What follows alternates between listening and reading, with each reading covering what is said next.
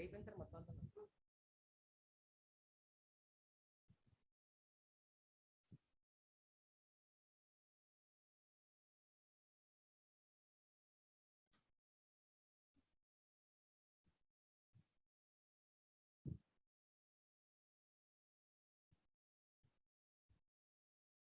సరే ఇది కనెక్ట్ చేయాలి.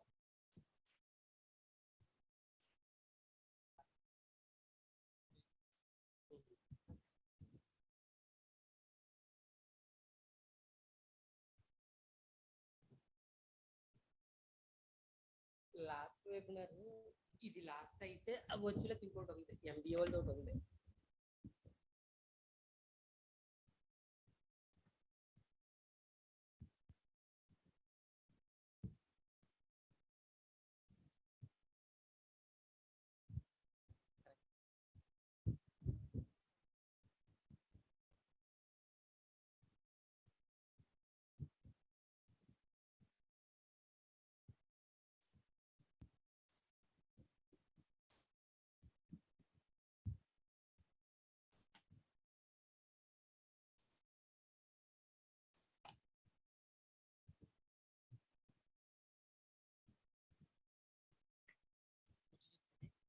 మనకి గుర్తుగా ఇప్పట్లో ఉన్నా సరే ఆపేసుకోవాలి. మన వెళ్ళాం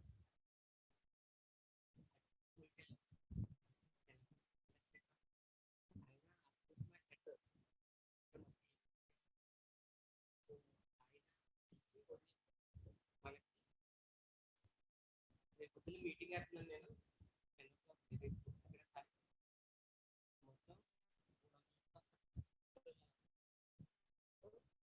నేను తీసుకోవాలని చెప్తాను, అందరూ వస్తారు, జాగ్రత్తగా మేనేజ్ చేసుకుని కెపాసిటీ. Morning sir.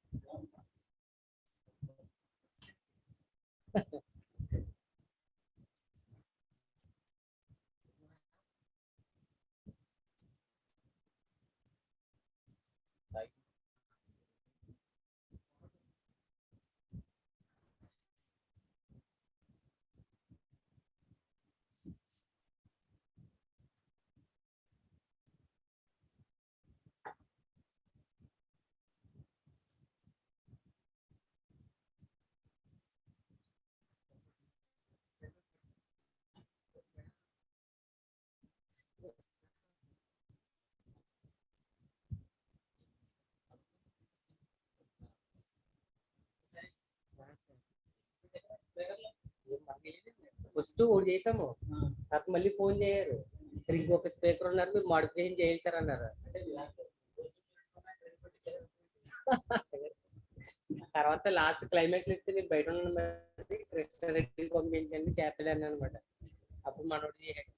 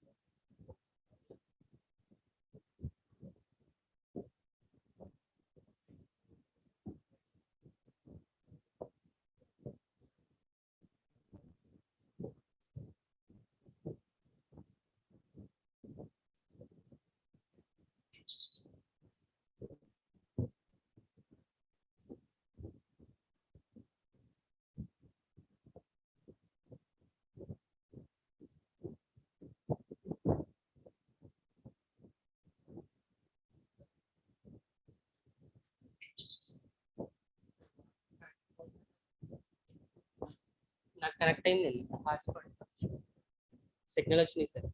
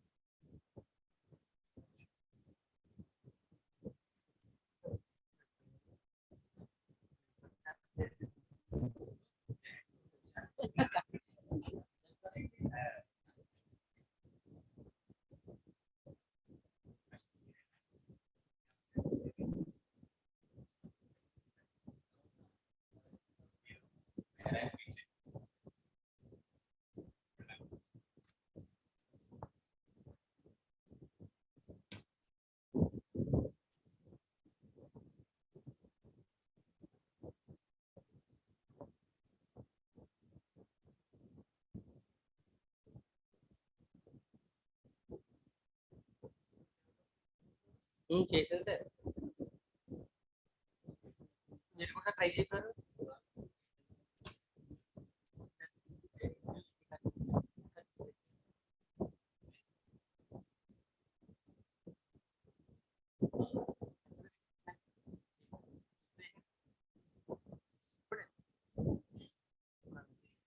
సిగ్నల్స్ లేవు, నాకు వచ్చిందని పొద్దుట.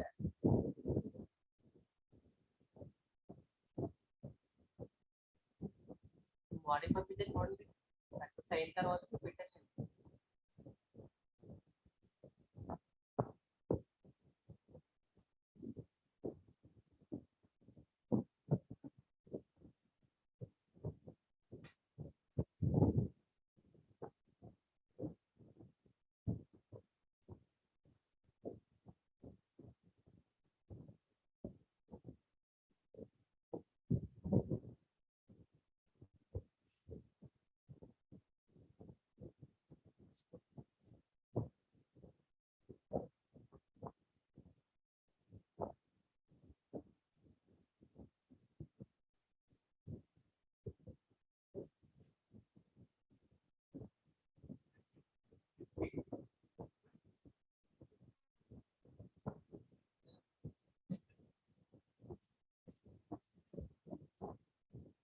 మరి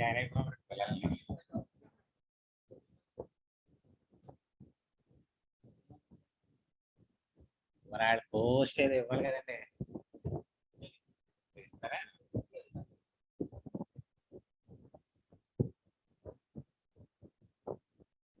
నిమిషం మాట్లాడి చేసుకోవాలి. మనం మాట్లాడేది ఏమి లేదు.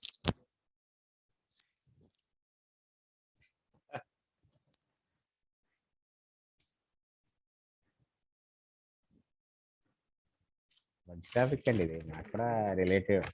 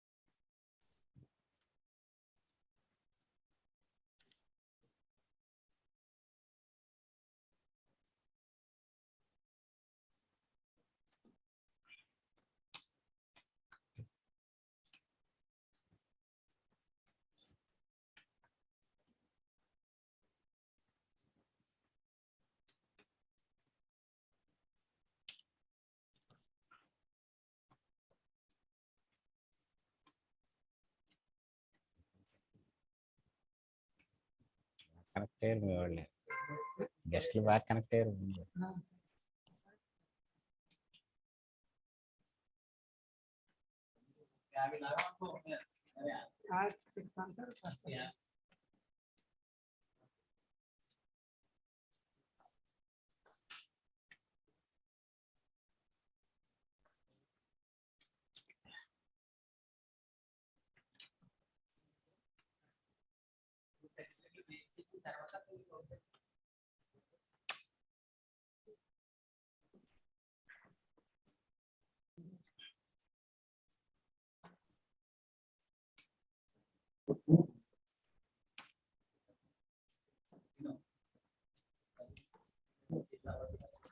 రండి.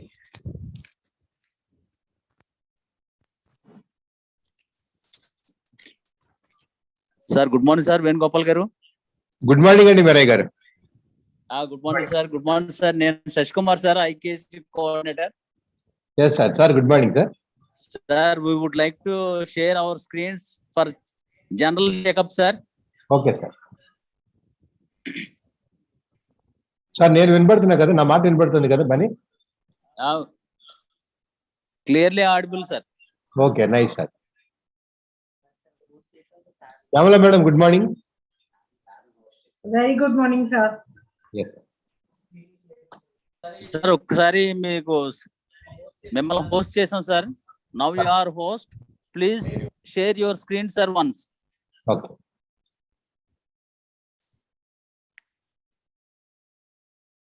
Right.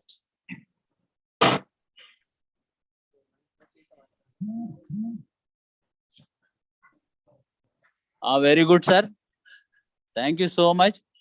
Okay. Once again, handed over the host to our sir once again. After the blessings given by our principal sir, once again, we would like to host you, sir. Okay.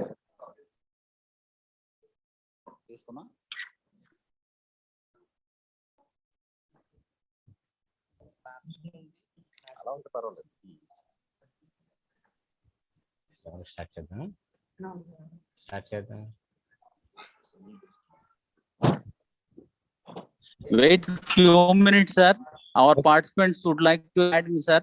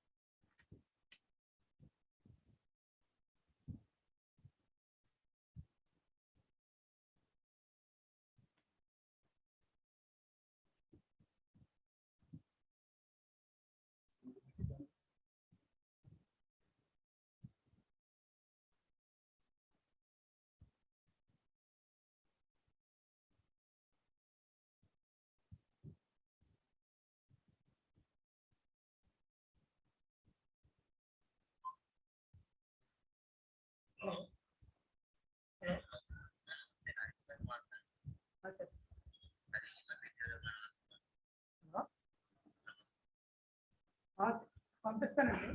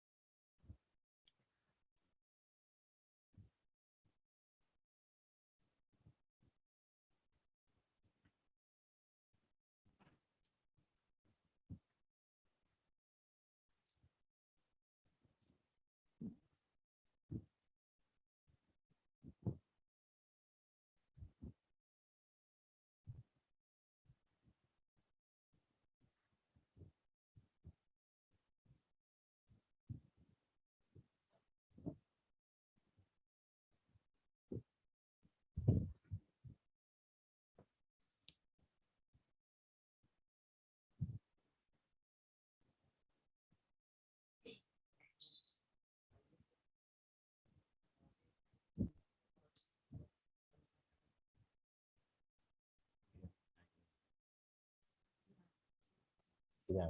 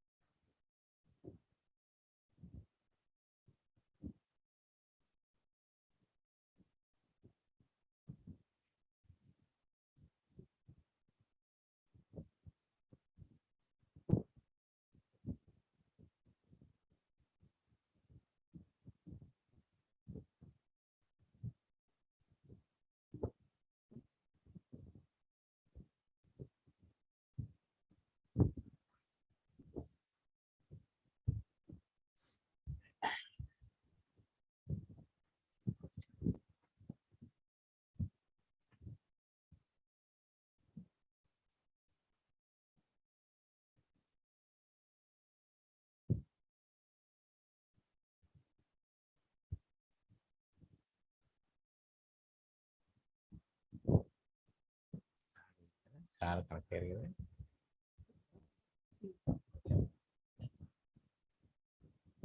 Sir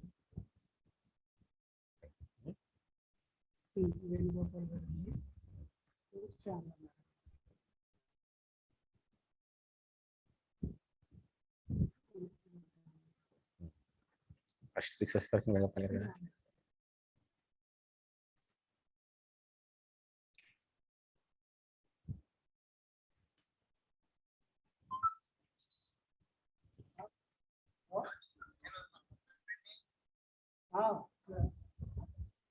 ఉన్నారా okay అది YouTube link ఉంది కదా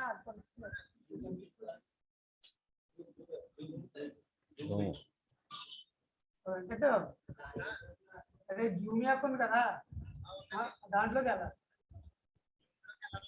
Zoom లోకి ID number password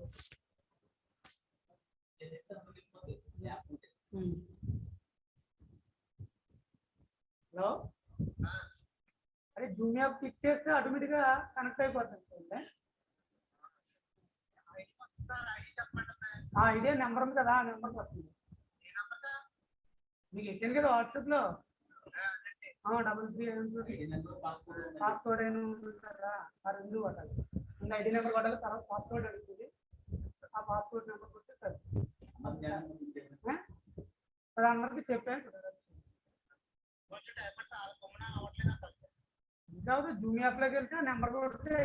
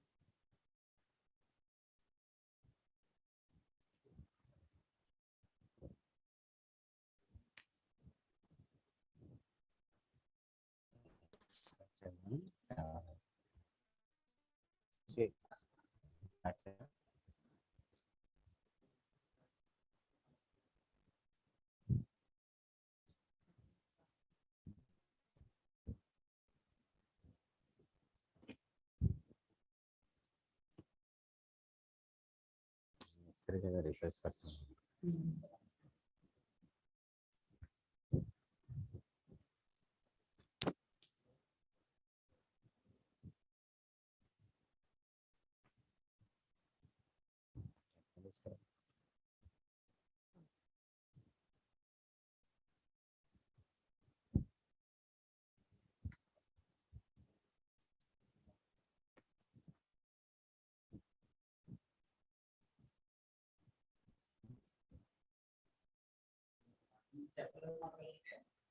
చెప్తాను sir morning కూడా ID number అంటే మళ్ళీ చెప్పారండి.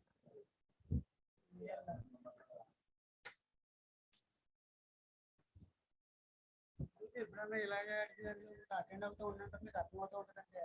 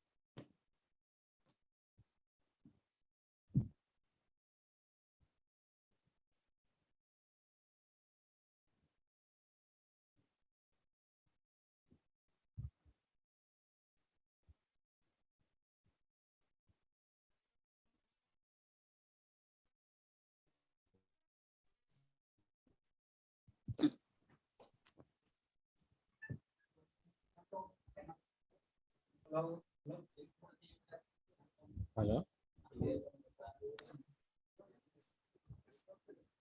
హలో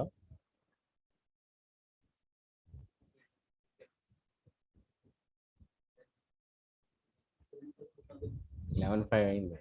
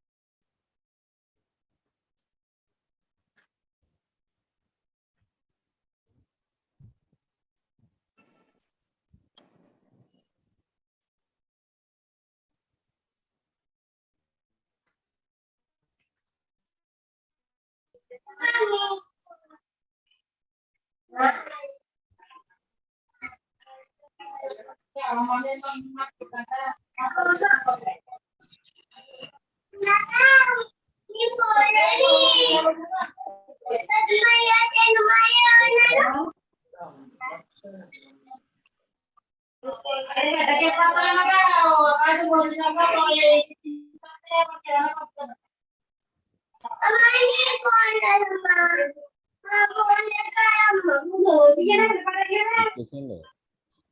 వచ్చేసేలా వచ్చేసేమో.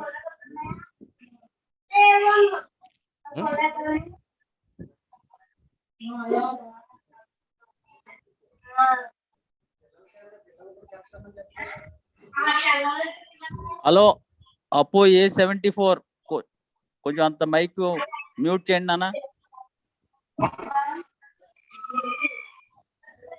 మనం చేసేసాము వాళ్ళే.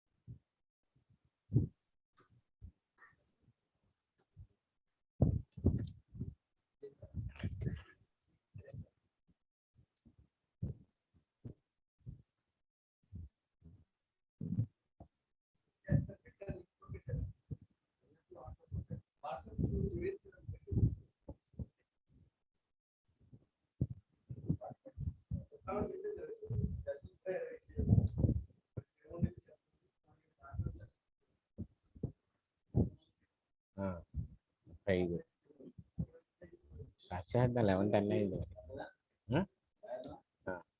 ఏమండి సార్ రెడీగా ఉన్నారు కదా? అదే నేను ఆ తర్వాత శశి కుమార్ గారు బ్రీచ్ చేస్తాను.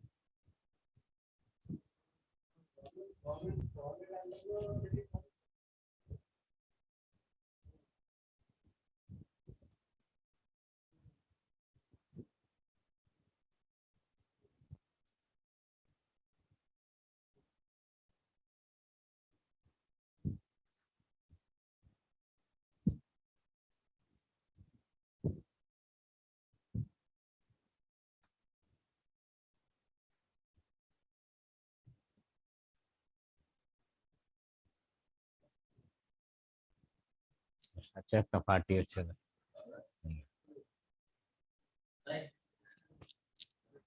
స్టార్ట్ చేద్దాం. సార్ రెడీగా ఉన్నారు.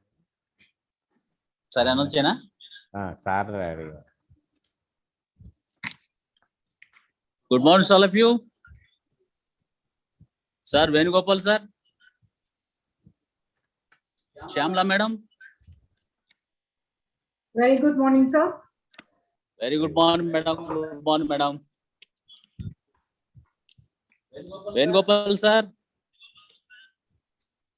Chinnu good morning. గట్టిగా మాట్లాడు. Okay sir. ఓకే. అచ్చా. We would like to start the program, sir.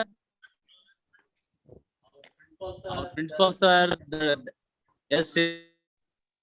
Bless all the participants, all the media participants. Requested to mute your mic. Okay. Very good morning to all. On behalf of S.V.K.P and Dr.K.S.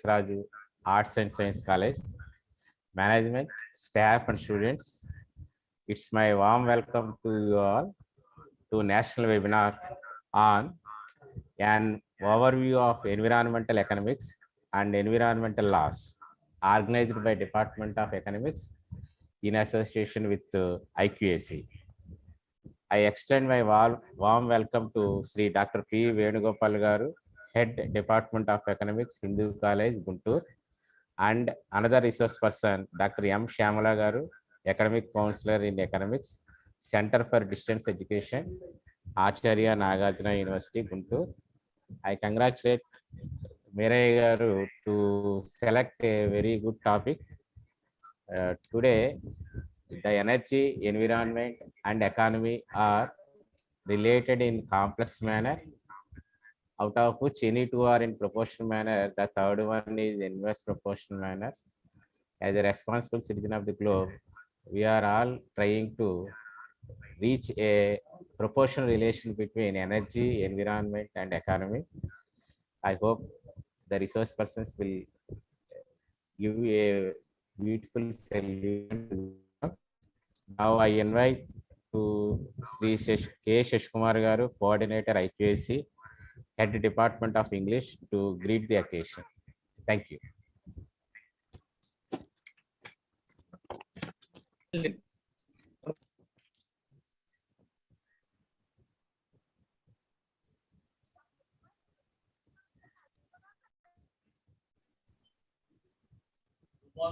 Good morning to you. On behalf of S.V.K.P and Dr.K.S. Arts and Science College, Venugopal, extend your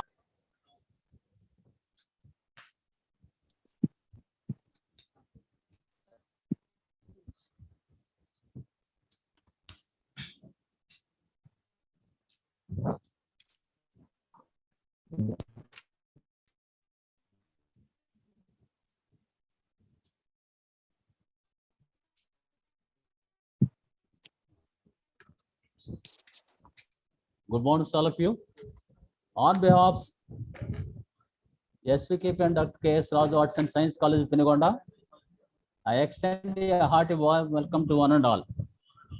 First and foremost, I convey my cordial thanks to our dynamic principal, S. Srinivasarao Garu, in charge principal today.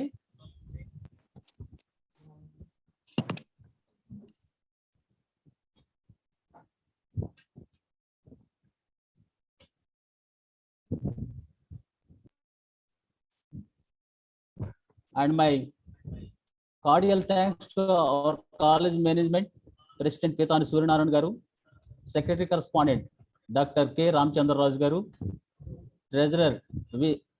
Laukumar Garu, for their constant support to organize all the webinars. Now in this present time, I would like to congratulate Department of Economics, convener of the webinar, Sri Meray Garu, to organize the webinar on an overview of environmental economics and environmental laws. Now in this present time, I felt very pleasure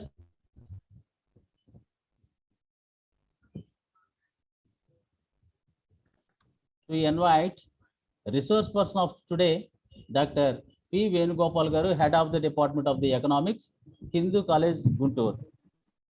And another resource person of the today, Dr. M. Shamala Garu, Academic Counselor of Economics, Distance Education, Acharya Nagarjuna University, Guntur. They both are very eminent personalities. They would like to give elaborate lecture regarding that is the environmental laws and environmental economics. Now in this present time, I would like to invite convener of the webinar to introduce resource person Dr. P. Venugopal Garu, HOD of Economics, Hindu College, Guntur. Thank you so much. Now I would like to invite our head of the Department of the Economics, Sri Merai Garu, to introduce that is first resource person Dr. P. Venugopal Garu. Done. No.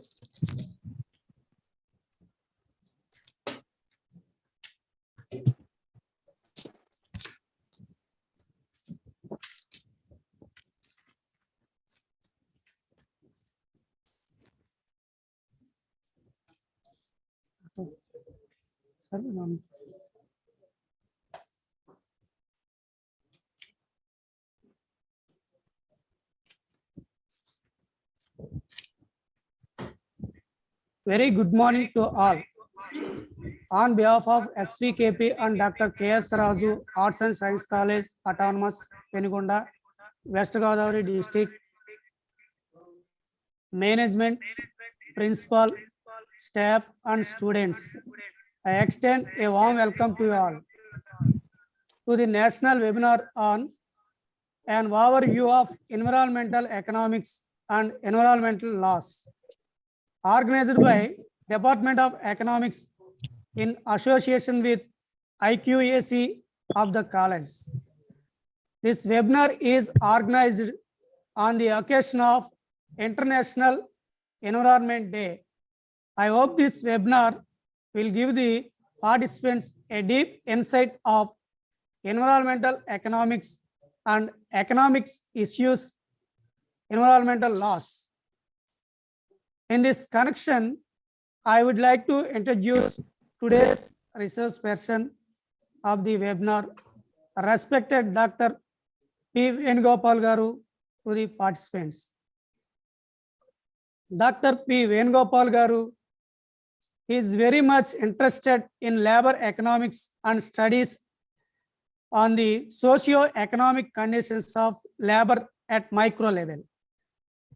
He did his PhD on departments of rural non-farm employment and MPhil on causes and consequences of child labor from Acharya Nagarjuna University. He completed 4 minor research projects and authored 18 textbooks and study materials. He submitted 35 research articles in various national and international seminars. Recently, he organized one international webinar in collaboration with Indian Economic Association. He is the member for 12 national seminars. He conducted good number of surveys and online quiz programs. He is the subject expert in economics syllabus preparation for UG in the state of Andhra Pradesh. He is a member in BOS of Acharya Nagarjuna University. He attended 12 workshops and good number training programs. Besides his academic excellence, he served his institution as IQAC coordinator and played a pivotal role in retaining NAC A grade for the college. Presently, he is the acting as coordinator ROSA for his institution. At present, he is working as a lecturer in economics in Hindu College, Guntur. With these few good words, I humbly present Dr. P. Venugopal Garu to the participants. Now I request Sri S. Srinivasarao garu, in-charge principal and head of the Department of Physics in absence of the principal of the college and chairman of this webinar, Dr. Y.V.V. Apparao garu, to continue proceedings. Thank you, one and all. How much చెప్పండి.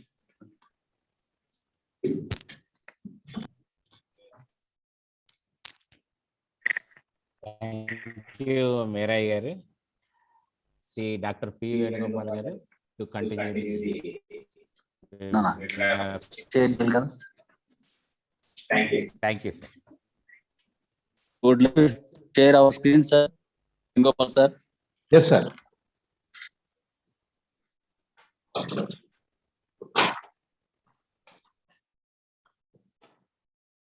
Thank you very much, sir. Now you are host, sir. Yes, sir. Thank you, sir. Thank you very much for the entire team of S.V.K.P and Dr.K.S. Raju Arts and Science College, Penugonda, for giving me this opportunity of sharing my views or my ideas with the students of economics of your area and through this webinar. I thank Dr. Y.V.V. Apparao garu, the principal, and also I thank Sri S. Srinivasarao garu, in-charge principal, and IQSC coordinator Dr. Sesi Kumar garu, convener of the webinar Sri P. Merai garu, for inviting me to this webinar. I also thank Srimati Dr. M. Shamla garu, my sister, for attending this seminar to share her views, because this particular topic is one of the most important topics, and there is a great need of discussing about the topic throughout the globe from time to time.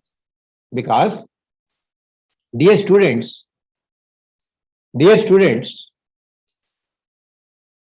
this environmental economics subject or the concept of environment is not limited to a particular area, particular branch, or a particular community. Usually we consider environment is some science subject, but actually, friends, environment is not related to a particular branch of science, but it is the subject of entire globe and entire the so-called environment. Particularly after 1960s, the discussion on environmental economics started. Why the discussion on environmental economics started? Our subject economics starts almost with a statement that human wants are unlimited, but resources are limited. When you extend the same idea with the subject environment, one can say the resources in the environment are scarce, but the requirements of man, human being, has been increasing day by day. Gopal sir, your screen is not visible, sir. Not at time. I'm not yet shared my screen, sir. I will be sharing. Okay, sir. Yeah. Okay, sir. Yeah. So this particular the human wants are unlimited and resources are limited statement is extended or discussed at macro level. One can find that day by day our requirements are increasing, but with a stagnant resources. So how to use these stagnant, these available limited resources for getting the so-called aim or objective of getting economic growth, friends? Normally there occurs, in most of the cases there occurs inverse relationship between growth and environmental development or environmental quality. When growth goes on, environmental quality will degrade. So there is an urgent need to discuss about the various issues of environment. Here, this particular seminar or is classified into two major subjects. Number one, my responsibility is to introduce the subject environmental economics to the students, participants. Whereas the other side, the most important branch topic Dr. M. Shamla, where she Durga Prasad sir, the please various mute your. laws for protecting the environment, for giving the same to the future generation. Friends, let me share my screen.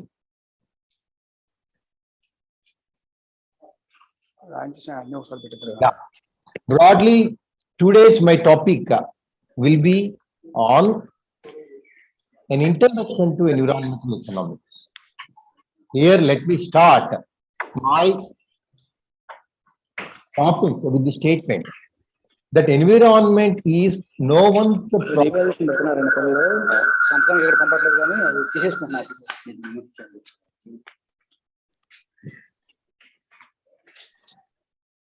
Environment is no one's property to destroy.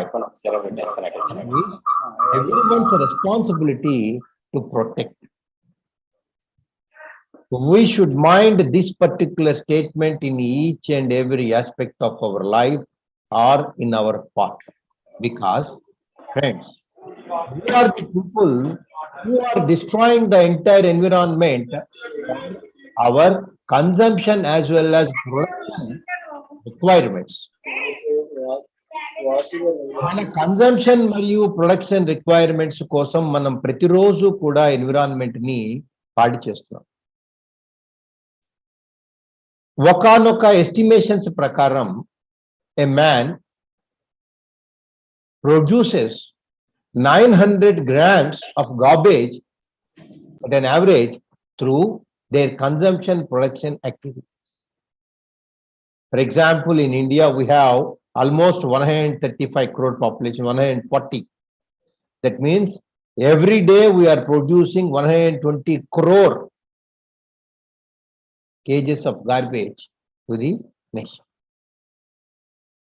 ఇంత పెద్ద ఎత్తున ప్రతిరోజు ప్రపంచవ్యాప్తంగా garbage వస్తుంది, ప్రపంచవ్యాప్తంగా pollution వస్తుంది. So environment destroy అవుతుంది, environmental quality తగ్గుతుంది. Friends, first let me explain, let me read. What do you mean by environment? Environment can be defined as a sum of total of all living and non-living elements and their effects that influence human life. While all living or biotic elements are animals, plants, forests, fisheries and birds. Non-living or abiotic elements include water, land, sunlight, rocks, and air. We are using all these things, all these biotic as well as abiotic things in our day-to-day life, through which we are contaminating the environment.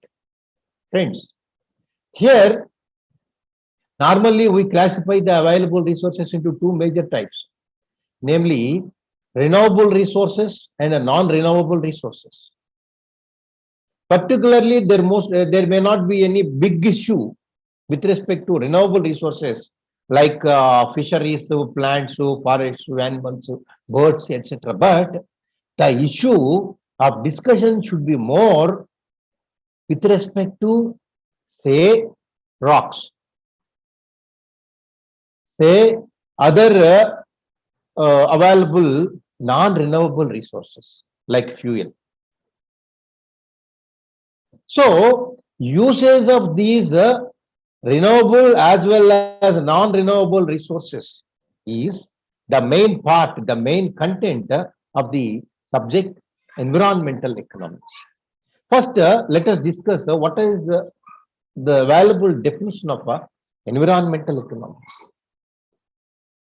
Environmental economics is an area of economics that studies the financial impact of environmental policies. It explains the financial impact of environmental policies laid down by the various governments from time to time. The governments have been issuing various rules and regulations for protecting or for making better use of resources. What will be the impact of those all laws on the so-called environment is discussed in this particular subject. So environmental economists perform studies to determine the theoretical as well as empirical effects of environmental policies on the economy, so that this helps the government to design appropriate environmental policies and analyze the effects and merits of existing or proposed policies. Nana, before going to start any big project, big issue, the government examines cost benefit analysis of the project. When benefits are more than the given cost, usually government goes for the project. So for example, ఒక project, ఒక Polavaram project say for example మనం కట్టాలా అక్కర్లేదా అనేది తీయాలి, లేదు any other project. ఒక పెద్ద ప్రాజెక్ట్ ఒక ప్రాంతంలో కట్టడం వల్ల అక్కడ ఉన్నటువంటి చెట్లు పోతాయి, పక్షులు పోతాయి, మనుషులకు ఉన్నటువంటి ఆవాసాలు పోతాయి.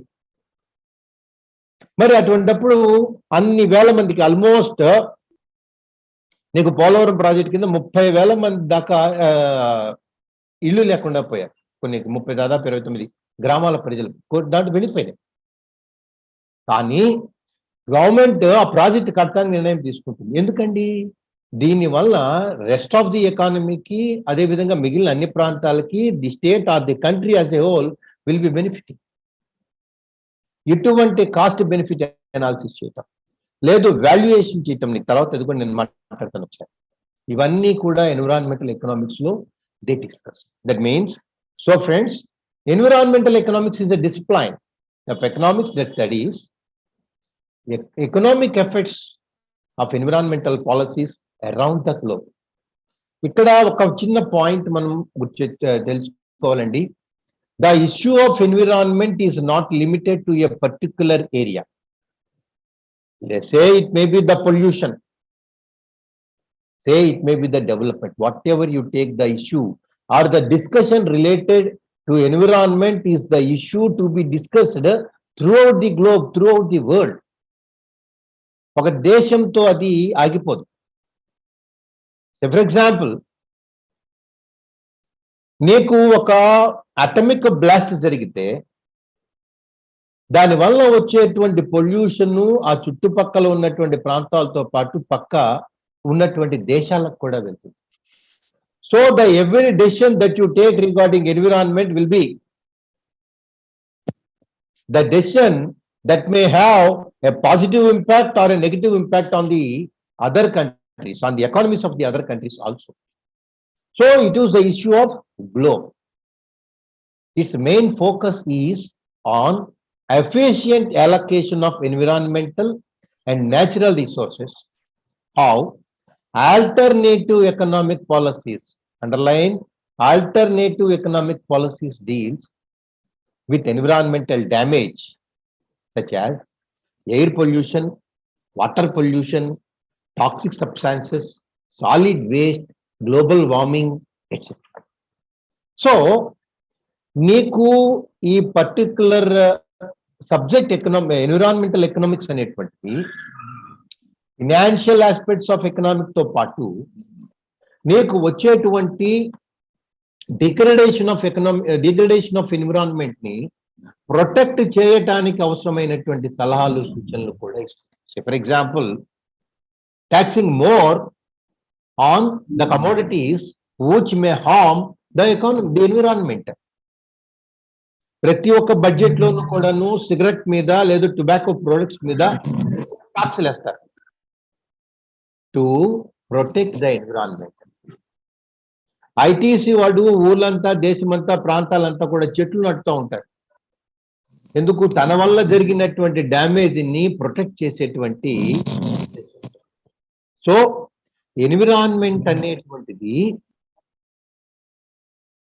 ఒక ఫైనాన్షియల్ ఆస్పెక్ట్స్ గురించి, అదే విధంగా దాని వల్ల వచ్చేటువంటి నష్టాలని ఎలా తగ్గించుకోవాలో సబ్జెక్ట్ ఎన్విరాన్మెంటల్ ఎకనామిక్స్ అనేటువంటిది అన్నా.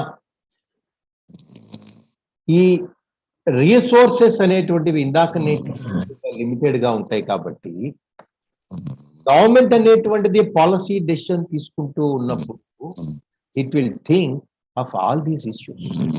అందుకనే మనకి వెరీ ఫస్ట్ రాబిన్స్ గారు చెప్పినట్టు ఇక్కడ నీకు you will be the problem of choice making.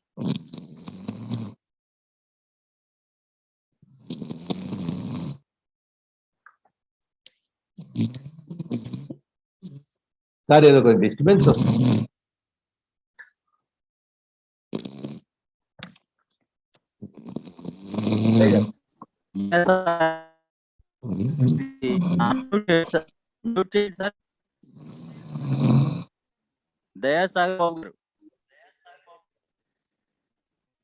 Please mute your mic.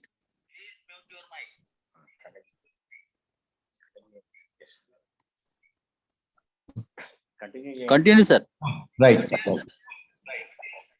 So ఇందాక మనం చెప్తున్నట్టుగా after 1960s, because of industrialization throughout the globe, started a discussion on relating to mute all content.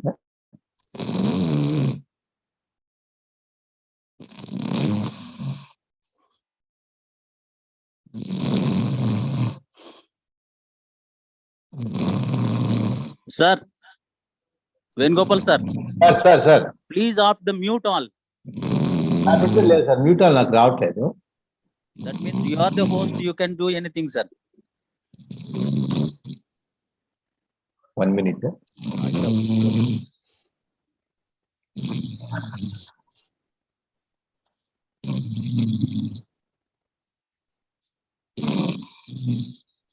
Dayasagar Babu garu, ఆయన నిద్రపోతున్నారు.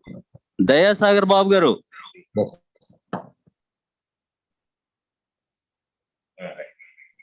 Right. Please mute your mic, sir, please. Yes, sir. Right. So here the discussion now will be on whether the subject microeconomics, the subject environmental economics is micro in nature or macro in nature. What is micro environmental economics and what is macro environmental economics? Micro aspect of environmental economics లో, say for example, మనం బాగా క్రౌడీగా ఉన్నటువంటి ఒక ఏరియాకి వెళ్ళినప్పుడు అక్కడ నీకు air quality ఉండకపోవచ్చు. That may be the issue of micro aspect. దీనివల్ల దేశమంతా ప్రపంచం అంతా బాగా పొల్యూషన్ పెరిగిపోయి పొల్యూషన్ గురించి డిస్కషన్ జరిగితే అది macro economics. So our subject environmental economics is both micro as well as macro in nature. Then whether it is static subject or a dynamic subject, when you think of the subject for welfare approach, it will be a static approach. Particularly classical economists and neoclassical economists applied this version, saying that the so-called environmental economics is a static in nature. అదే విధంగా ఎప్పుడైతే మనం ఉన్నటువంటి ఫారెస్ట్ల గురించి, minerals గురించి, లేదు other resources గురించి మాట్లాడతామో, then it will be dynamic in nature. Similarly మనం ఇందాక చెప్పుకున్నట్లుగానే whether it is a social science, yes it is a social science, broadly, because it deals with managerial aspects of environment. ఇక్కడ నీకు environmental economics అనేటువంటి subject లో we are not talking about how to improve the quality, that is a science. How to manage that, how to tax more, or how to finance for the better development of environment అనేటువంటిది మాత్రమే ఇక్కడ మనం discuss చేస్తాం. అదేవిధంగా ఈ particular branch of economics లో we will be dealing with both positive and normative aspect. That means whether there will be judgments or not. Yes, there will be some sort of judgments, value based judgments. అదే విధంగా మనం ఏవైతే చెప్పామో ఏది ఉన్నది ఉన్నట్టుగా మనం చెప్తాం. So it is positive and normative in nature. Environmental economics అనేటువంటిది ఒక most important branch which has been emerging in all areas. Friends, almost అన్ని యూనివర్సిటీస్ లో దీన్ని ఒక 20 years క్రితమే సబ్జెక్ట్ గా పీజీ లెవెల్లో పెట్టారు. కొన్ని యూనివర్సిటీస్ లో యూజీ లెవెల్లో దీన్ని సబ్జెక్ట్ గా తీసుకొచ్చారు. మనకి ఫైనల్ ఇయర్ లో ఇంట్లో ఉన్నటువంటి కొన్ని చాప్టర్స్ ని ఇప్పుడు ఆల్రెడీ మనకి ఇంప్లిమెంట్ చేశారు. రానున్న సంవత్సరాల్లో you will be discussing more about this particular branch of economics. దీంట్లో ఉన్నటువంటి అనేక డెవలప్మెంట్స్ ని you are going to deal and you are going to discuss అన్నమాట. Now, what is the scope of environmental economics? When discussed about the scope of environmental economics, it is of analysis on economy and environment. So it examines the impact of economic activities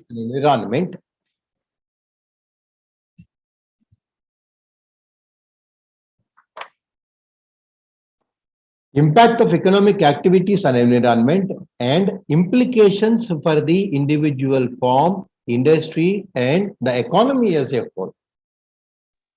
నీకు ఇందాకే నేను చెప్పాను, economic development కి environmental degradation కి మధ్య correlation ఉంటుంది.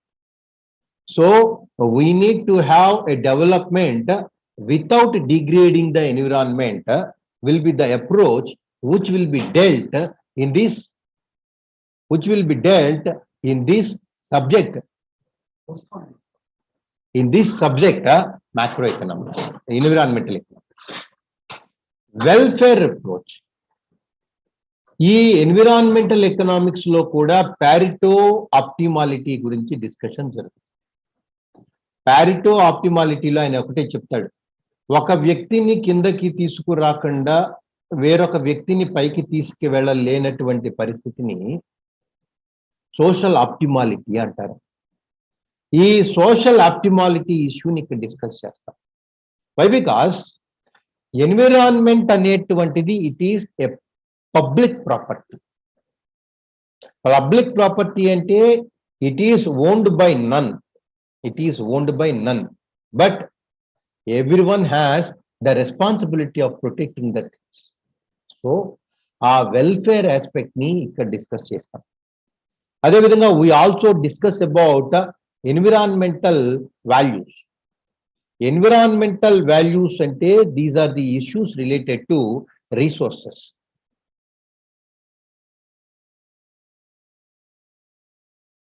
సొసైటీలో environment ని డిగ్రేడ్ చేయకుండా ప్రొటెక్ట్ చేసేటువంటి విధంగా పాలసీస్ ని లేదా యూసేజ్ ని పెంచడమే ఎన్విరాన్మెంటల్ వాల్యూస్ కి సంబంధించినటువంటి హెడ్. అదేవిధంగా clean technology which provide the most rational use of natural resources and energy, and to protect the environment is another thing. అదేవిధంగా ఇక్కడ ఇందాక మనం చెప్పుకున్నట్టుగా there must be international cooperation for the betterment of environmental aspects or environmental discussion. ప్రతి దేశం normal గా ఇటీవల కాలంలో ఈ ఎన్విరాన్మెంట్ కి సంబంధించినటువంటి జరిగేటువంటి నష్టాల్లో డెవలపింగ్ కంట్రీస్ ఎక్కువ లాస్ అవుతాయి. డెవలపింగ్ కంట్రీస్ ఎక్కువ పొల్యూషన్ వచ్చేటువంటి వాటినేమో పక్క చిన్న దేశాల్లో చేస్తారు. పక్క దేశాల్లో ఉన్నటువంటి రీసోర్సెస్ ని డెవలప్డ్ కంట్రీస్ వాడుకుంటాయి. So for example let me talk about India's case. India is one of the countries with highest amount of iron ore. అని మన దేశంలో policies are not Gayatri Devi garu మీ మైక్ కట్ చేయండి ఒకసారి. Not it release.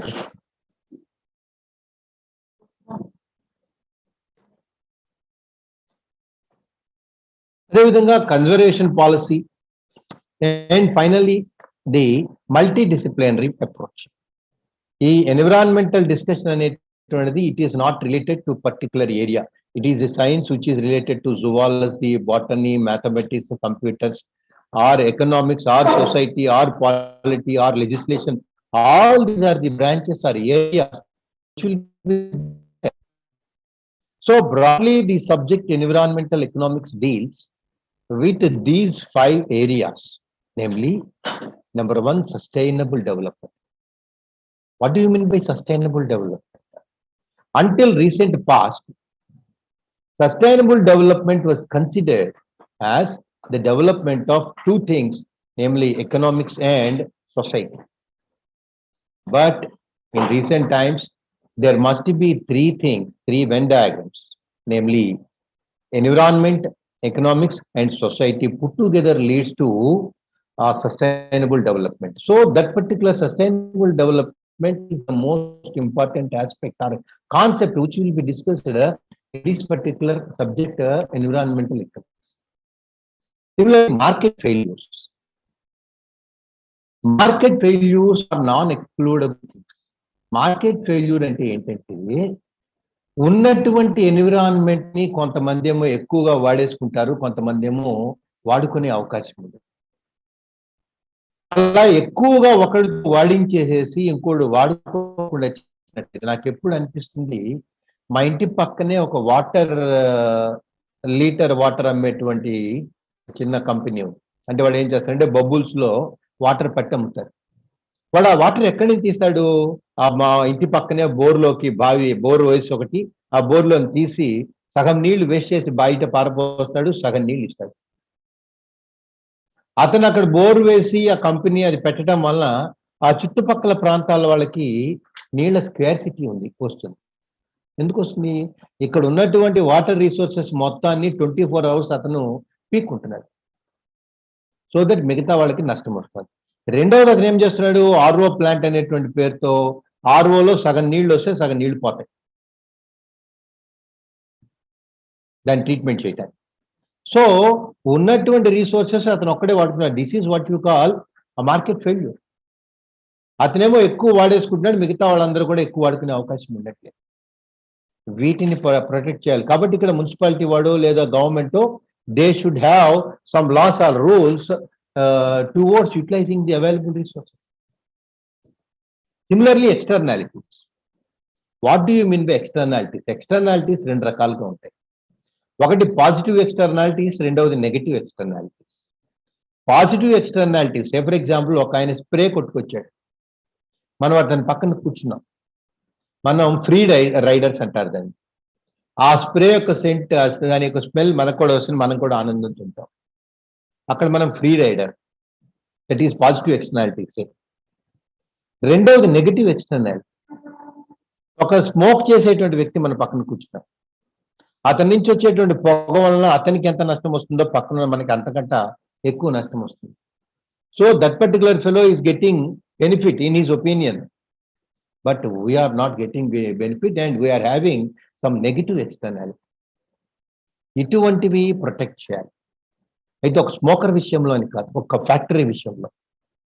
నీకు ఒక cement factory ఉన్నప్పుడు లేదా పెద్ద పెద్ద ఫ్యాక్టరీస్ ఏమున్నా కానీ వాటి నుంచి వచ్చేటువంటి పొగ, దట్ ఈస్ ఎ నెగటివ్ ఎక్స్టర్నాలిటీ.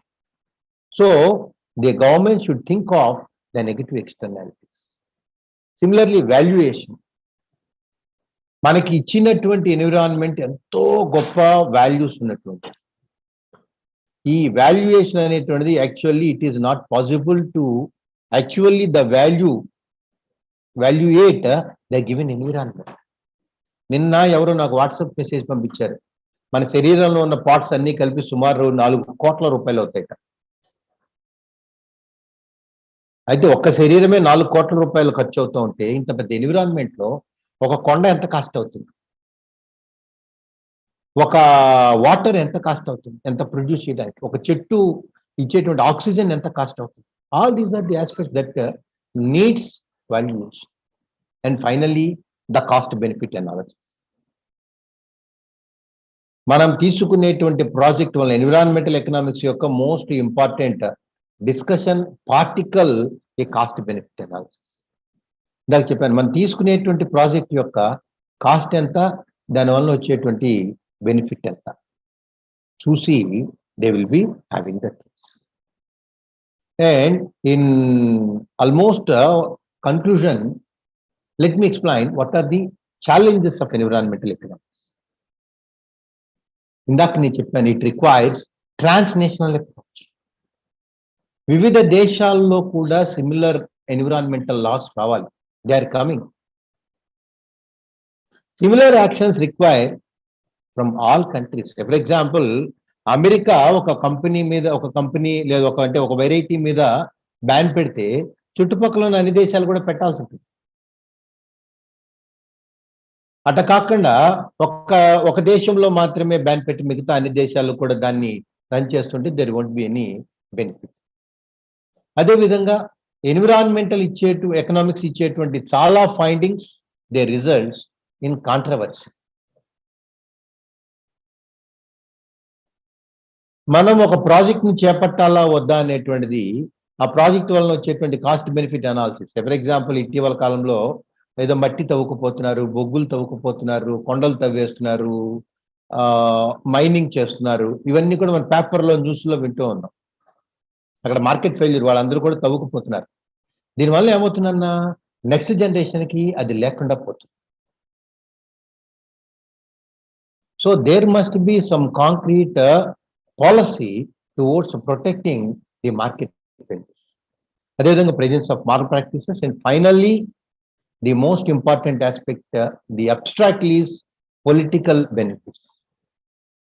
నీకు ఒక ప్రాజెక్ట్ ని తీసుకోవాలి, ఒక ప్రాజెక్ట్ ని రన్ చేయాలి, ఒక ప్రాజెక్ట్ ని కన్స్ట్రక్ట్ చేయాలి, ఒక ప్రాజెక్ట్ ని బిల్డ్ చేయాలి అంటే there is a strong political benefit. A political issues కి అయితే బెనిఫిట్ ఉంటాయో అక్కడ మాత్రమే ప్రాజెక్టులు రాబడుతున్నాయి, అక్కడ మాత్రమే ఎన్విరాన్మెంటల్ ప్రాజెక్ట్స్ ఇస్తున్నారు, మిగతా చోట్ల ఇవ్వట్లేదు.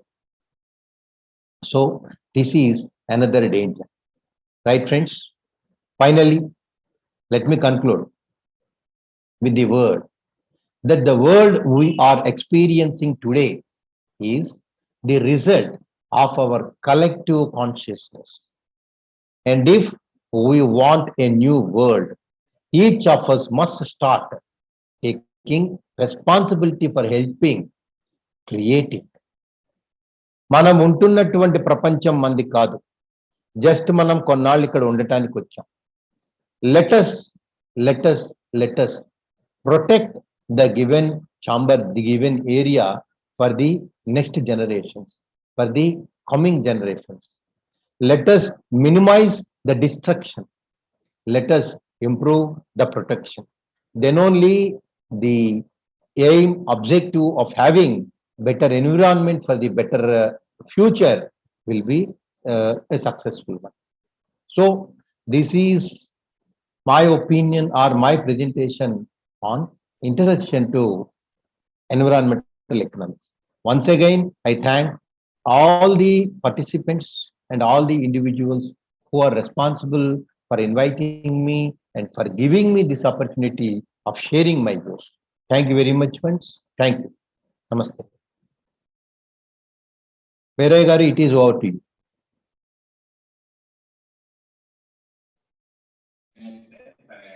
Enlightening talk on environmental and economic policies. Thank you very much, sir. I would like to introduce another resource person, Dr. M.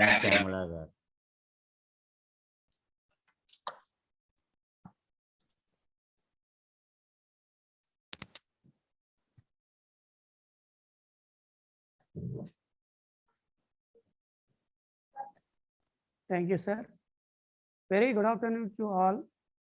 Now I take the opportunity of introducing another resource person, Dr. M. Shyamla Madam, to the participants. Dr. Shyamla did her MA, MC and PR in Dr. B.R. Ambedkar University, Hyderabad. MA Economics in Center for Distance Education, Osmania University, Hyderabad. MBA in Center for Distance Education, Acharya Nagarjuna University, Guntur, and was awarded MPhil in Economics for her thesis entitled Non-Conventional Energy Sources from University of Hyderabad. She was qualified SLET. She was awarded PhD in Economics for her thesis entitled Solar Energy from University of Hyderabad. She has attended 18 international seminars and 96 national seminars and presented articles.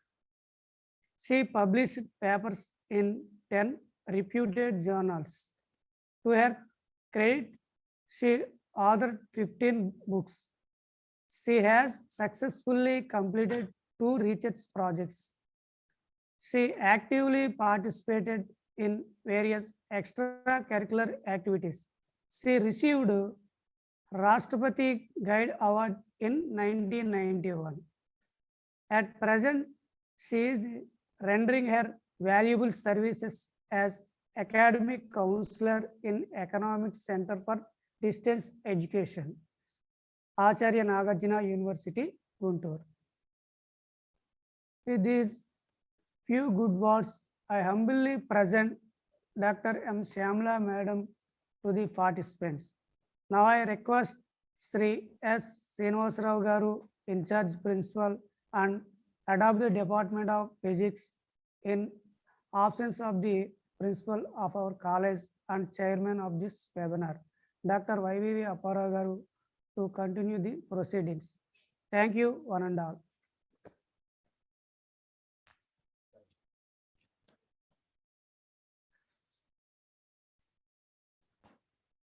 Once again, warm welcome to Dr. Shyamala Madam to continue the proceedings. Now we will share the screen.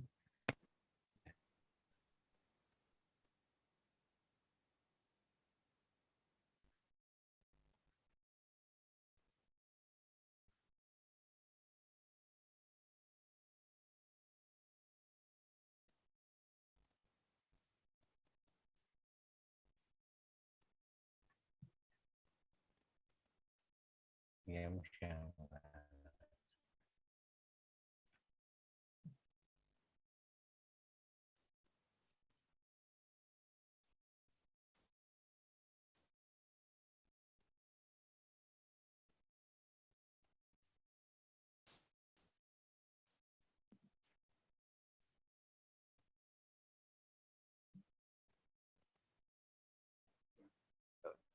Dr. M. Shyamala. So, I'm unable to share my screen, sir. So, yeah. 1 second, madam. Okay, okay, take it. 1 second. Yeah. Alright.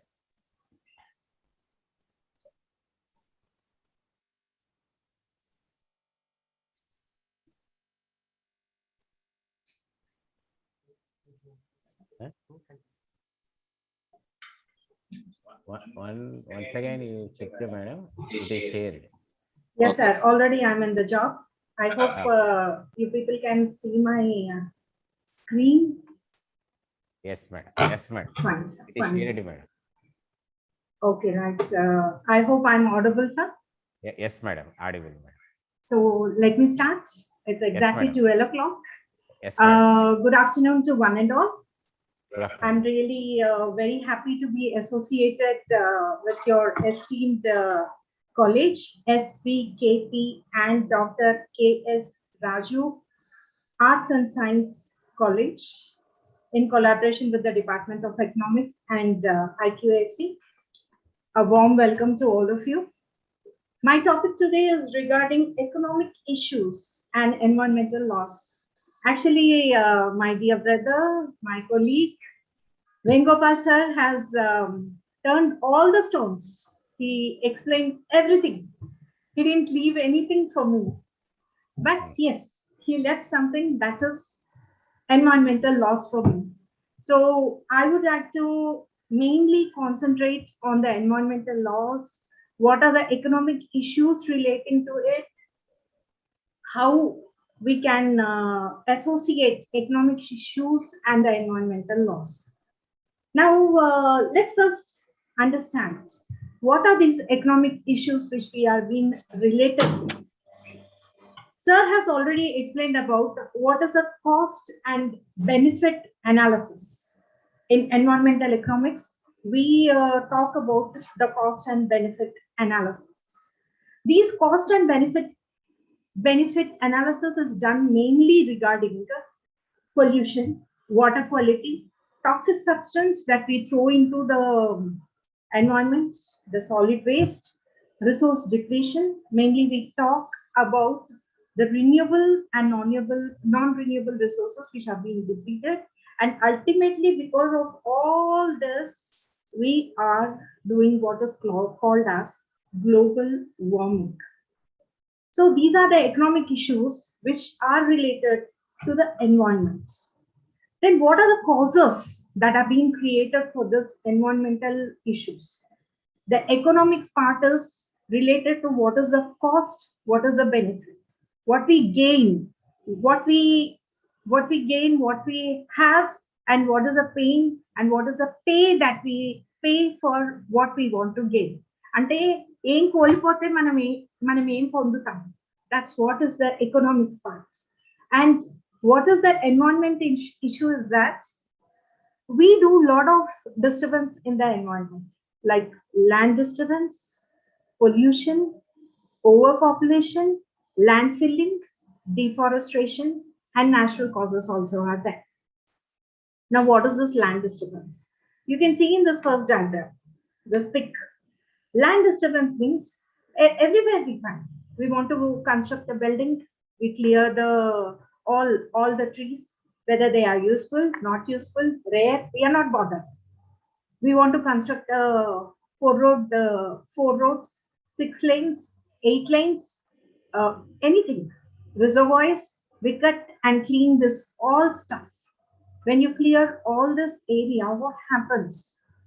We are temporarily, not permanently, we are killing all the flora fauna which is available over there.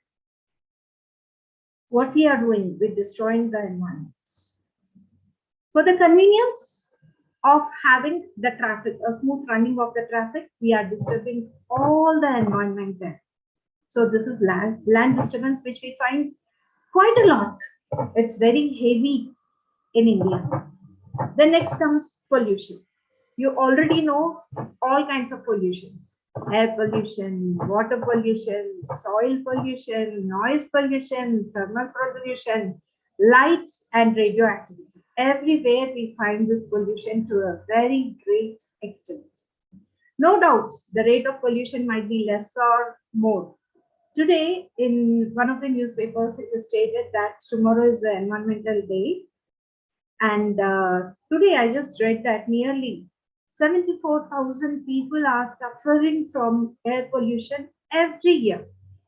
We have some problem or the other. Now, this overpopulation, you can find these pictures only in India. We are overpopulated. We use everything to the highest extent. You might have even come across at the time of the COVID. In one house, around 20 to 30 people are there. One person is affected. All are affected in that mohalla or gully or street or house, because we are totally overpopulated. The next is landfilling. Landfilling means dump yards. You find such kind of dump yards in Guntur, dump yard. In Nastrapeta, you can find it very nicely. Because this landfilling, you find this. Here you have the birds, they eat. They dump the bio waste, they dump a dry waste, wet waste, bio-waste, everything is dumped here.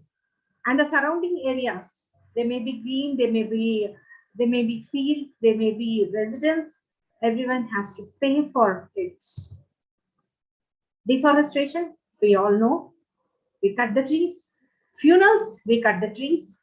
We want to build house, we cut the trees. For anything, we depend on tree, but we don't dare to put or plant a tree. But we are ready to cut the trees for our interest, for our gains. This is the cost that we are going to pay. Now coming to the next, the natural causes. Because of the acts of the humans, there are so many problems that all are going to face, not just one. We may have tornadoes, floods, wildfires, earthquakes, droughts, tsunamis. We face tsunami to a great extent, landslides, typhoons, whatnot. All these are the problems that we face. Then what is the impact of these problems on us? We have health issue, loss of biodiversity, ozone depletion is found, loss of tourism that we have faced to a great extent at the COVID time. Economic impact is very bad, and overall, because of all these acts, there is a climatic change, total climatic change. What kind of problems we face? Let us just analyze a little before we go into the loss. Human problems that we face are cancer, knee problems, liver damage, skin rashes. You just observe. నేను చెప్తున్నాను అంటారు Covid టైంలో lockdown టైంలో మనం ఎవ్వరం బయటికి రాలేదు. Whole atmosphere was so fresh. When we go in the morning or in the evening, at least I could find that there was some kind of a freshness. But now, again, we are back to pavilion. We are polluting all parts. Everything is polluted. There's nothing fresh right now. Again, we are polluting our atmosphere, our water, air. Heat is increased. You go out, you find the rashes. Children are irritated. There are breathing problems. All kind of asthmas, chronic problems. All these are the human problems that we face. And the biodiversity is totally lost. And you see the ozone depletion right from 2016 to 2019. The depletion, this blue part, has been increasing only, it hasn't decreased. The ozone layer has a hole, and it has been created by the acts of the humans. Again, in 2020-21, it reduced. But again, we are back to pavilion. Again, the same old problems, same old things, and we are in danger. So what we should do? The best thing is we have to safeguard our environment. How can we safeguard our environment? There are 3 easy ways to safeguard our environment. The first thing is to monitor the possible environmental risk and the impact of association developed by that. That means what kind of environmental risk we are going to face if we want some developmental activities. Let us study about that and know how we can stop any kind of risk. That's the first thing we can do. The second thing we can do is to define measures and process to effectively manage the risk and reduce the negative impact on the development. So you take up the development process. No one is going to stop you. But what is the risk that we are going to pay? What is the cost that we are going to pay for the benefit that we are going to have? Just reduce the risk so that you have a comfortable economic development in the country. The third one is to prevent and mitigate excessive burden on the people, and how it is done for the environment. These are the 3 ways in which the environment can be safeguarded. Now, environment can be safeguarded, and it needs to be safeguarded through some laws, rules, that strong laws are required. This is nothing new. This is not a new kind of a law or rule which is made by the Indian government after independence, nothing like that. The evolution of environmental protection in India has been from a very long time. It has been from a very long time, and you can see on the screen the policy and the laws in the ancient India. It's around 500 BC to 1638 AD. This is something connected with the Indus Valley civilization. If you know about it, Indus Valley civilization, somewhere in 10th or 9th, you might have learned Harappa and Mohenjo-daro civilization, Indus Valley civilization, how they lived, what kind of houses they had. They always developed or created a strict rule. They might not having any kind of laws or policies, but they followed rules. They followed rules in such a nice extent. They had a perfect construction system, ventilating system, the toilets, public toilets, or the household toilets, or the swimming pools that they used, or the drainage system, everything was perfectly planned so that the environment is not disturbed. It doesn't lose its balance. They could do it, but later on in the medieval India, from 1638 to 1800 AD, everything got smashed. With the arrival of the Mughals, the rulers, they were always concerned with wars. Akramana antar kada. They had wars, fights, no restrictions, no rules, no regulations. They could hunt, they could eat, they could destroy. There was no one to stop them. That was the medieval India. Now coming to the British rule, which ends by 1947. Yes, they were little disciplined. They brought about some rules, regulations, laws. Like in Britain, 1905, the first environment law was being introduced. In India, the Short Nuisance Bombay Colaba Act was being introduced for restricting any kind of damage to the seawater. They even introduced in 1858 Merchant Shipping Acts so that the sea is not polluted. Fisheries Act in 1897 they introduced to protect the fishes in the sea. Bengal Smoke Nuisance Act in 1912. Birds, Wild Birds and Animals Protection Act 1912. All these acts were being introduced by the Britishers in those days only for their benefits. Yeah, environment was protected to a great extent, but to the benefit of the British Samraj. Then we were independent. We had the freedom to do what we want, and the laws were framed to a very good extent after we got independence.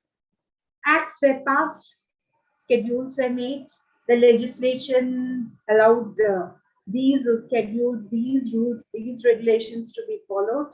Policies were made to a very great extent. Then penalties were introduced if you break the law, whether it might be a household or it might be a business association. But are we really paying these penalties? Are we really accountable in a big or small way of pollution that we are doing? It's a question that we would try to answer at the end of this seminar with you. Now let's come to the laws for the protecting the environment. Actually, we have a very detailed and development framework which we have formed after our independence. This was done in the UN Conference on Human Environment in Stockholm in 1972. We decided we should have something called as a law for protecting the environment. And later on, this council was later converted to the Ministry of Environment and Forests. This Ministry of Environment and Forests, right now we have it. And this ministry is only responsible for all kind of decisions, rules, regulations, legislation, acts, passing the acts, implementing the acts, seeing that if the act is not implemented, penalties have to be paid.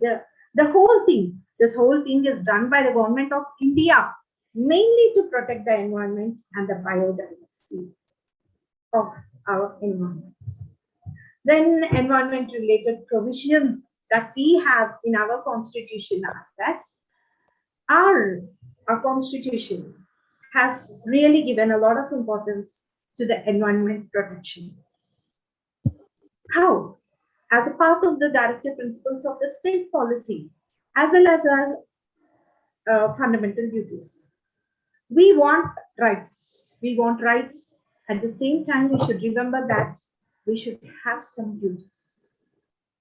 We fight for our rights. We want this, we want that. But we never fight for our duties. We try to escape from our duties. We don't want to have the duties. But the thing is that for environment protection, if we have some rights, we have some duties. It is on the directive principles of the state policy, part 4 article. We have the protection and improvements of our safeguarding our forest and wildlife. The state has passed this article mainly to protect and safeguard the forest, wildlife, and the atmosphere environment around us. But what is the duty that we have? It is also defined in the fundamental duties in our constitution. Part 4A of the Article 51A, it states that to protect and improve the natural environment, including forests, lakes, rivers, wildlife, and to have a compassion for the living creatures. This is our duty. This is our main duty. But are we really doing our duty? Again, that's a billion-dollar question which has to be answered. Let's see if we can answer at least at the end of the seminar. Are we really forest lovers? Are we protecting our water resources or rivers or lakes or at least the wildlife? Are we really compassionate towards our environment or always seeing what is the gain that we are having and how comfortable we are? But what is the cost? We are never thinking of it. Now let's proceed. We have basically 6 laws which are related to environmental protection and the wildlife. These are listed below. That is the Environment Protection Act which we had in 1986, the Forest Conservation Act which was introduced in 1980, the Wild Protection Act 1972, Water Prevention and Control of Pollution Act in 1974, and the Air Prevention and Control of Pollution Act in 1981, and the Indian Forest Act, which was introduced in 1927 itself. I'll just list out what were the main things which were associated or included in these acts. If you see the Wildlife Protection Act, which was introduced in 1972, some schedules were made, Schedule 1, Schedule 2. This was mainly to protect the wildlife in the forest. But this doesn't mean that the animals cannot be hurt or anything. There are some animals which hurt us. It doesn't mean that you shouldn't hurt. There was some clause, but at the same time there were some relaxations. Relaxation is that you have a rat or a mice or bats are there, crows are creating nuisance. These are little irritating items in and around us. This doesn't mean that we have to be compassionate with those animals and allow those animals to hurt us. It's not like that. Don't damage the wildlife. If there are crows and bats and rats and mice, whatever animals, small animals, dogs and cats, irritating us in our environment, you can protect yourself from them, but you need not kill them. And according to this act, there was a provision that some plants should be protected and some plants should be prohibited. That means the growing of some of the plants should be totally prohibited, and that was a statement made in these acts. Now, if you see the other acts which were passed, like the Water Prevention and Control Pollution Act, which was introduced in 1974, this mainly aimed in controlling the water pollution, maintaining or restoring of the wholesome of the purity of water and water sources was the main aim of this act. But just by introducing some acts or rules and policies, it doesn't mean that it gets implemented and the environment gets purified. We have the responsibility of seeing that this act, which was passed by our government, is being implemented correctly. It is not just in the hands of just government or just a few people. It is in the hands of the whole country. Then only this gets successful. The act, the law gets successfully implemented. The next is the Air Prevention and Control of Pollution Act, 1981. It's mainly aims for the prevention of air pollution, which is very high. I should really appreciate that at the time of COVID, all of us wore masks and we were totally protected not only from the virus, but also from air pollution. But again, we are back to pavilion, we remove all our masks, we are happily breathing the polluted air. We are searching for pure air, fresh air, which is really very lacking. And after the Bhopal tragedy, which was in 1984, the Environment Protection Act 1986 was introduced in order to avoid such kind of gas tragedies. Then came in 2001 the Energy Conservation Acts. This act was mainly imposed so that the excess energy consumption which was being made in the country was restricted, was avoided, and there was a reduction in the wastage was possible. But always the question comes whether really we achieved it or not, whether we could gain it or not. The implementation part is really good. We have implemented all the rules, all the laws, all the regulations we have implemented. But are we following it? Are we really protecting them? Just now, Venugopal sir said, a water plant, if we plant a water plant, that is a gain that we have. That's an income we have. But how much wastage we do? 1 liter water we want, a purified water from a RO water, 1 liter if you want, you are wasting 1 liter. That's a lot of costs. The benefit might be just 1 liter, but the cost is also 1 liter. So what is the cost and benefit that we are gaining? Zero, nothing. Let's continue. The Biological Diversity Act, which was introduced in 2002. This was mainly introduced to check the biopiracy, protection of the biological diversity, and the local growers through a 3-tier structure that is at the central level, state level, and local level.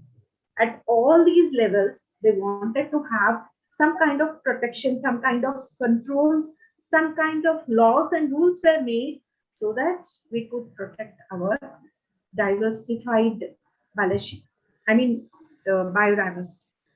Then even in 2006, the scheduled tribes and the other traditional forest dwellers, they were recognized and they had to be protected. These forest dwellers, they were not given any protection. They were being exploited. The trees were cut. The animals were damaged, killed, and there was a lot of problem. So the Ministry of the Tribal Affairs has passed this act with the help of our ministry. See, when you go through Srisailam వెళ్ళేటప్పుడు మీకు చాలా తండాస్ కనిపిస్తారు. అందరు tribals వాళ్ళు అక్కడ ఉన్న local material తో ఏదో ఒకటి తేనె అమ్మడము, నూనె అమ్మడము చేస్తారు. They have their living with the forest.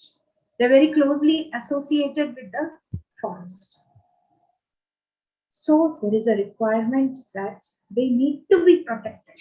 They need to be protected to such an extent that they can have a growth, they can have a development, they can have a peaceful life. That was the main aim of this act. Then came the National Green Tribunal Act. It got merged. All the previous acts which were being introduced, all the 7 acts, all those laws were being included in this, and it was revitalized. And then Compensation Afforestation Fund Act in 2016. Because we cut the trees, we deforestate, then we realize there is global warming, there is this, that, pollution, everything.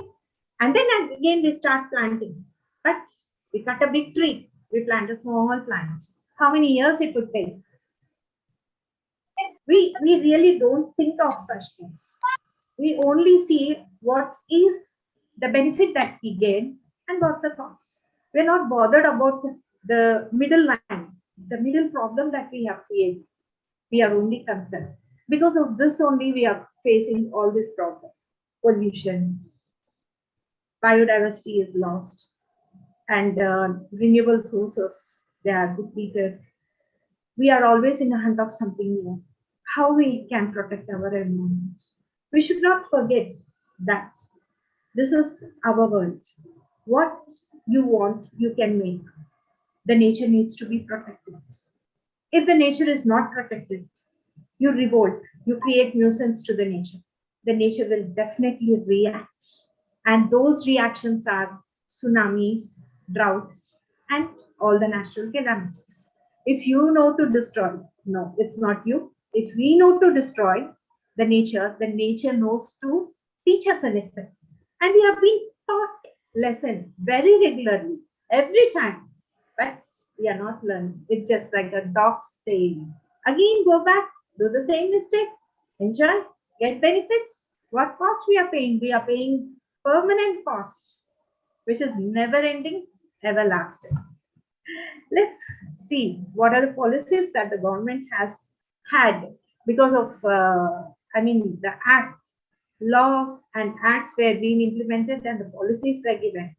The national water policy was there.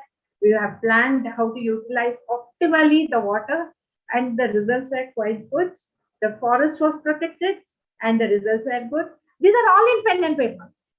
All these policies that we make are pen and paper, just like the rules and regulations, the laws, environmental laws are in pen and paper. These policies also are in pen and paper. Yes, we have to agree that when these laws were made, they were made with a very good intention. They were made with a feel that something good would happen to our whole environment. Then these laws were being implemented through acts and policies, and they resulted in a very good positive reactions were given. The rhinos are protected, the wildlife is protected, the white tiger is protected. But everywhere we say that we should protect them. Why should we protect? If you don't harm them, there's no need of any protection. Only because we are harming, there is a need for protection. Only because we are endangering them, we are damaging the nature, there is a need for protection. There is a need for the law. There is a need for a rule and a regulation, and all these policies, the laws are being made and enacted. But if you don't, no, if we don't disturb the environment for our small needs, small benefits, the environment will be really good enough to give us many things. Even the policy of National Environment 2006, we wanted to have a sustainable development. Already Venu sir has told about what is sustainable development. I would like to define it in a different way. Sustainable development is you satisfy all your requirements today without disturbing the requirements that have to be satisfied in the future. మీకు ఏం కావాలో మీరు ఇప్పుడు చేయండి, కానీ future కి అది disturbance కాకుండా చూసుకోండి. మీరు ఫ్యూచర్ కి ఏమి ఇస్తున్నారు అన్నది చాలా important. Because what we are doing today, how damage we are doing to the nature today is going to affect our future.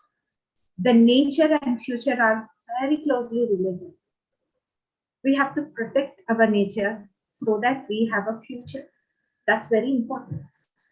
And then even the agroforestry policy was introduced, and they promoted some limited work should be done. Many rules and regulations were, of course, given, but how many are really implemented? That's again a $1 billion question. So totally it comes to a small framework. The environmental laws are being practiced in India. How?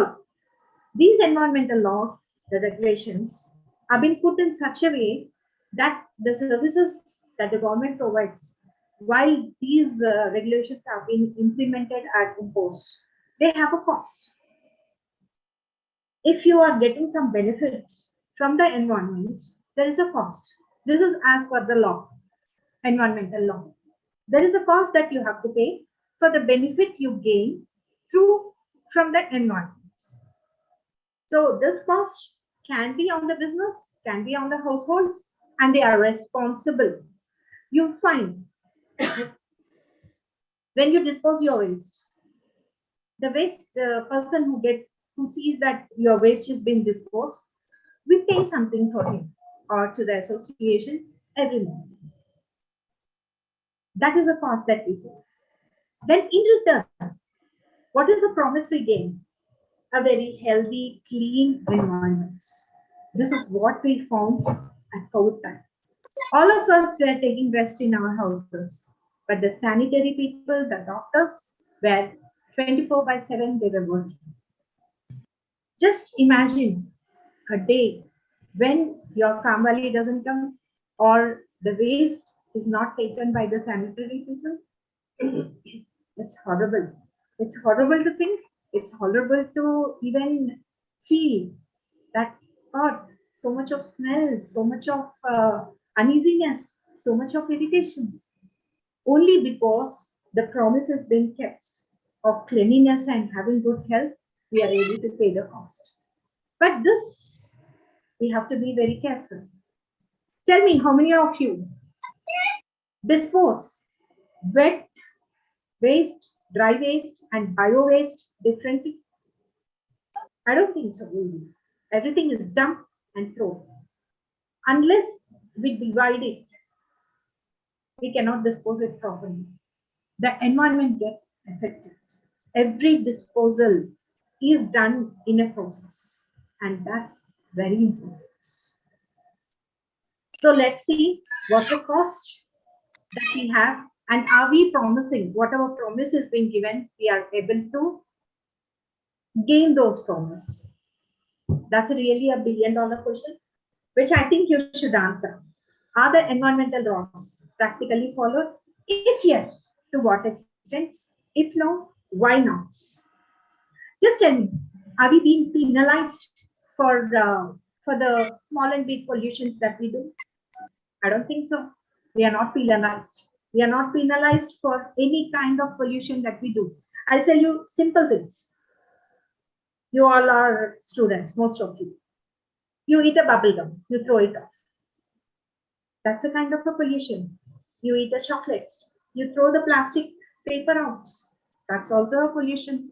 Your Kamwali sweeps the whole dust and throws it in the adjacent building or adjacent road. That is also a kind of pollution that we are doing. Are we being penalized? Are we being accountable for the act which we are doing? No. We feel that, oh, the environment is very big.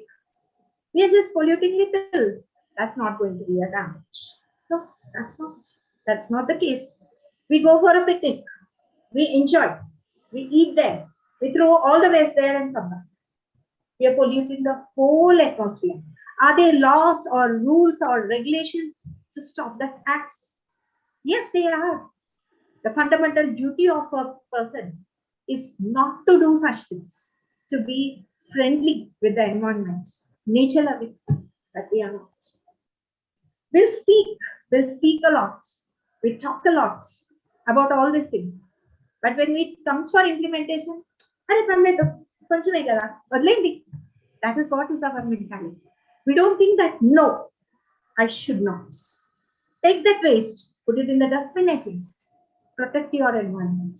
Are there any strong rules, strong penalties, strong punishments at least for polluting the environment in our country? No. We can split anywhere we want. People eat pans, they split, they throw things. They do all kinds of pollutions. But who is going to ask? No one. So what we have to do? These environmental rules, laws, regulations, they'll be successful only if The regulatory authorities are being empowered and motivated. But at the same time, the question remains still unanswered. Environmental laws and regulations, are they being optimally implemented? Are they being given the right path? It is $1 billion question, which I'm sure you won't be able to answer, but definitely I request all of you to think once. Are we accountable? Are we protecting our environment? Are we being paying something? Are we penalizing? No, we are not penalized. I know it's very hard to answer such questions. Even everyone needs some time to think. Every year we have the Environment Day, but what are we doing? We are listening to some lectures, seminars, and again back to painting. We don't change. At least now. It's not late. At least now we need to seriously think that we need to protect our nature so that we have a good future. We can break or make laws. There's no need that there are some laws. These all environmental laws are not required really. Why? Because these environmental laws are there to break. That is a feeling that most of us have. Laws are there to break, no matter. They will be there. They will be in the pen and paper. But please think seriously. Keep the laws aside. Think seriously why the laws are being made for us to protect our environment, to have a very good future.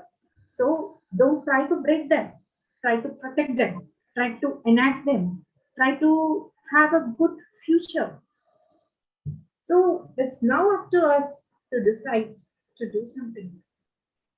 To have a beautiful future, beautiful, pure environment, or a damaged thing?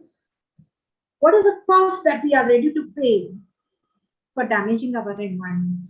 These are some of the questions that I have for you. I don't know, many of you have raised your hands, whether you want to speak with me or have doubts, but definitely I have some questions. Are we doing it? But definitely, one thing can be told.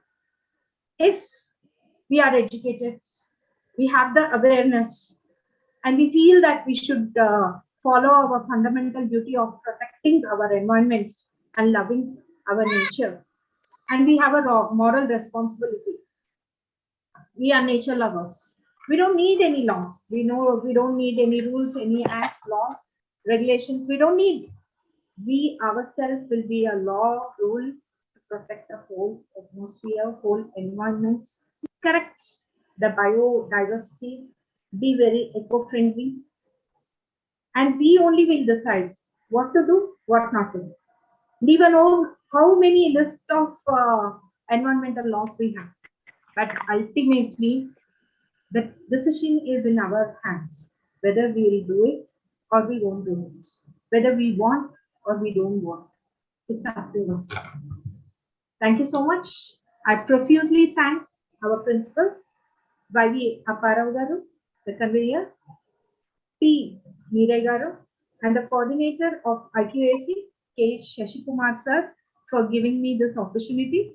And I especially thank my friend Dr. Venugopal Garu to associate me with this beautiful organization, S.V.K.P. and Dr.K.S. Raju Arts and Science College. Thank you very much, Fernando. Thank you.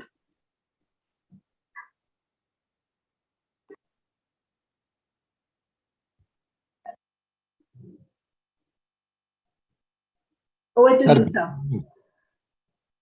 Sir, please unmute, sir.